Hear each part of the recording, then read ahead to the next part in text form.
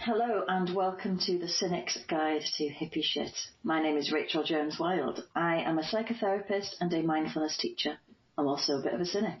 And I've been accused of being a bit of a hippie, particularly when I had dreadlocks. Each week I'm going to be talking to a different practitioner about their own particular brand of hippie shit. This week I'm talking to Mark Sidney about mindfulness. So Mark, really simple question to start us off. What is mindfulness? Oh, that is a really simple question. And the simple answer is mindfulness is the innate ability to be present and to notice what's happening as it's happening and applying a set of attitudes to whatever you notice. And that sounds easy because we can all do that. We can all be present. We can't necessarily be anywhere else, but our minds do take us into the past and the future quite often. It's the noticing what's happening and then applying a set of attitudes, creating space to choose a response. That's the tough bit. That's the difficult bit, because our minds want to take us all over the place. And staying present, staying where we are and just observing, just watching rather than getting involved, that's the difficult bit. So I suppose the simple answer to the question is knowing what's happening and observing it without getting involved. So that almost sounds too simple. Yeah, until you try it. Yeah. So full disclosure, this isn't the first time we've met. Yeah. We have been practicing mindfulness together for a number of years, and we run a mindfulness organisation together. So in a way, that's an easy start to this podcast. And I tend to find that the more I practice and the longer I've been doing mindfulness, the more difficult it is to actually come up with an easy definition. So if Joe Bloggs on the street was going to come up to you and say, what is that mindfulness thing that you do? How would you explain it in simple terms? In simple terms, I would probably describe it as techniques for managing life more effectively, more skillfully. I probably wouldn't go into definitions because there are so many definitions, and like you know, the first definition I heard I quite liked, I thought I knew what it meant, and then it seemed to have something missing from it. And every definition I've heard, there's lots of great definitions out there, but none of them quite fully get to the point. And so I think it's not so much what it is as to why. So it's, for me, it's the ability to live life more skillfully. It's surfing the waves of life. But I just think it's great now as you're sailing the storm of life more effectively, taking control of the sail so that you go in the direction you want to go rather than just where the wind blows you. Because that's how so often we live our lives. We just get caught up in being carried away by whatever's going on. So it's create some control. To bring control back to your mind, bring control back to your life. So what do people say when you tell them what you do? What kind of response do you get from people? It depends on the people. My parents don't understand what I do at all. Are they waiting for you to get a proper job? They're still waiting for me to get a proper job, but you know, that's fairly been true most of my career, and I've done other jobs that most people would describe as proper jobs, and they haven't quite understood why I do them. So I worked in homelessness and drug and alcohol services, and they didn't understand that either. But this one, they have no real conception at all of what it is. In terms of, I'm a businessman. I go out and I do networking, and the reactions of other business people is so varied, and very varied depending on where they're from. Some people have experienced meditation and some people have experienced mindfulness, so they know exactly what it is and they think it's great that I'm teaching it and that, you know, oh, yeah, more people need that and it's really helped me. And then there are other people that get caught up in, is it some sort of religious thing? Is it like Scientology? And really get quite caught up in rather strange ideas about what it is, whilst others see it as a relaxation technique and, oh, that's to help you get chilled out, isn't it? And it's not. It does sometimes, but not all the time. So, certainly one of my pet peeves is the idea that it's a relaxation technique, because quite often I really don't feel relaxed when I meditate. I feel anything but, because then I realise exactly what's going on in my mind. So I think one of the misconceptions is that it's a bit hippie. Definitely. And that it's a bit of a cop-out. What would you say to that? A bit of a cop-out. Yeah, I think that is probably another thing that has levelled at mindfulness, because it sounds like a bit of a cop-out. There are phrases and words used to talk about the attitude that we bring to our experience in the present moment, like acceptance. That just sounds weak. That sounds like putting up with stuff, but it isn't. Actively accepting that this is the reality takes courage. Letting go sounds so simple, but it's not that easy to let go of anger, to let go of shame, to let go of the idea that things aren't the way they're supposed to be, and they're supposed to be a certain way. Well, nobody ever told us they were supposed to be a certain way, but we compare and contrast with other people's lives and think, well, we should have that, we should have this.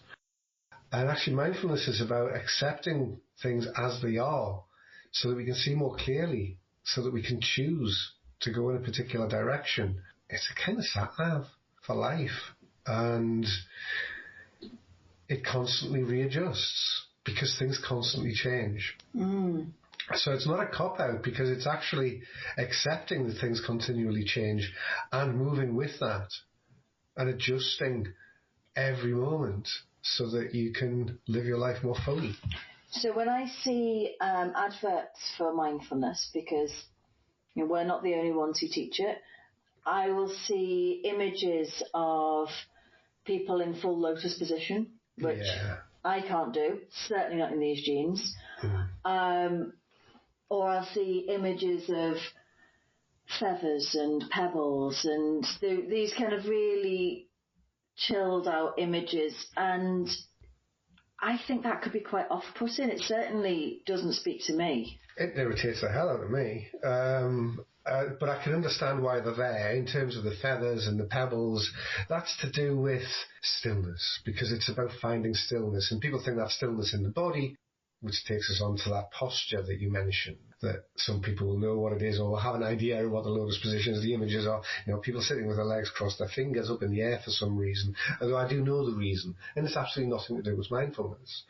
But the stillness image, it's difficult to portray what being in a mindful state is. And that is partly a meditative state, and you mentioned the word meditation. And again, one of my peeves is, oh, well, it's just meditation. And it isn't just meditation. And I'm not knocking meditation. I've been meditating for a lot longer than I've been practicing mindfulness. Okay, so maybe that's a good question to get onto then. So what's mindfulness? What's meditation, and where do they overlap, or do they overlap? Are they the same thing? Because I think a lot of people do think that they are the same thing. A lot of people definitely think they're the same thing, and there's massive overlap. For me, well, there are different types of meditation for a start. In its purest form, Zen meditation, which most people have heard of, in its purest form, is all about just getting the posture right. It's about sitting in that position. Or you'd be in that much pain that you can't think of anything else. Well, yeah, that's where the things like acceptance and all that sort of come in. It's sitting with it. It's allowing it to be there. I think there's enough suffering in the world without having to force yourself into contort into positions that are uncomfortable. And I'm a yoga teacher. I'm relatively flexible, but I'm not going to sit in a lotus position to meditate because it just doesn't work for me. I went on a 10-day Vipassana meditation retreat a number of years ago. And one of the things that we were told was that you couldn't move your eyes, your hands, or your feet. So once you were in position and you weren't allowed a chair, it was, you could use cushions, but once you were in position, your legs were crossed, your hands were on your lap, your eyes were closed, and you stayed like that. And you didn't know how long for, because you couldn't look at your watch, because you couldn't open your eyes. And so it was like an hour of endurance. Yeah. And that's tough. And unless there's a reason for doing it that you believe, then it's going to be really tough to do that. Yeah. But that is meditation. Meditation is stopping and usually using some sort of focal point. So I suspect that during that meditation, the other part of that would be to focus on the breath, or to focus on sounds, or to focus on physical sensations. It was focused on the breath for the first couple of days, and then it was like really quick body scans, so you're just scanning up and down the body. Yeah. And meditating has a lot of value. It can be calming and relaxing. It can have a significant number of health benefits that have been demonstrated scientifically. In itself, there's nothing wrong with meditation at all. Meditation's okay, but it isn't mindfulness. Meditation is... Oh, it can be. You can have mindfulness meditation. You can have mindfulness meditations, and I suppose, yeah, that's where the other part of the definition that I suppose I didn't cover earlier comes in. There are 3 parts to mindfulness, and one part of that is the meditation, the training in paying attention. That's what meditation is, paying attention to what's happening. So you can have meditations that are not mindfulness, that are things like visualizations, or taking yourself off to a lovely beach. Mm-hmm. And it might be very pleasant, but it's not mindfulness unless you happen to be on a beach at the time. Or unless you apply some of the attitudes. Because what mindfulness is about noticing what your immediate reactions, responses, emotionally, physically are to whatever's going on, and then choosing how you respond. And it's the set of attitudes that you bring to your experience, that you bring to what you notice, that makes it mindfulness. Because that is in the present moment. You're not in the present moment if you're imagining being on a beach, or if you're imagining running with wolves at midnight on a full moon. And I've done that meditation, it's weird. But it wasn't mindfulness. And it's not to say that those things don't have value, but they're not mindfulness. They're a different thing. So I like to think of it as the Venn diagram, don't I? You do like your Venn diagram. I am slightly obsessed with the Venn diagram. And so you've got, this isn't very good for an audio medium, but, you've got your 2 circles of the Venn diagram. And in the middle, where those overlap, this is where you've got your mindfulness meditations. So one circle is mindfulness, and that is anything that involves being aware of what's happening in the present moment. The other circle, you have meditation, and that is directing your attention to whatever you're choosing to direct your attention to. And in that overlap, you have mindfulness meditations, such as a breathing practice or a body scan. Yeah. More or less.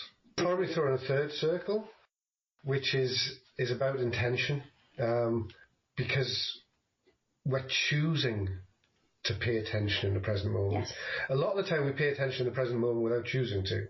There's a loud bang. You hear a shout. And suddenly you're back. Yeah. You're in the present moment, and you might notice how that made you feel. I heard that bang, it made my heart pound. That in itself isn't mindfulness, because that happens to us all the time. Or that in itself is state mindfulness, but not trait mindfulness. Trait mindfulness is when we start developing the ability to be present more often, out of choice, out of choosing to be mindful. And research shows that the more you practice the meditations, the more you practice paying attention, and you have to choose to do that. So there's an intention there. The more you practice that, the more it becomes a trait. We all have an element of that trait in us. It's a natural human ability. It's a natural animal ability to be present in the moment. There's nothing special about it. Humans are a little bit more complex than most animals in terms of our minds, and our minds have the ability to fantasize, have the ability to take us into the future and the past, and it's choosing not to go there. Or at least not to go there all of the time. All of the time. It's choosing to come back every time it goes there. Mindfulness isn't... Actually, the difference between meditation and mindfulness?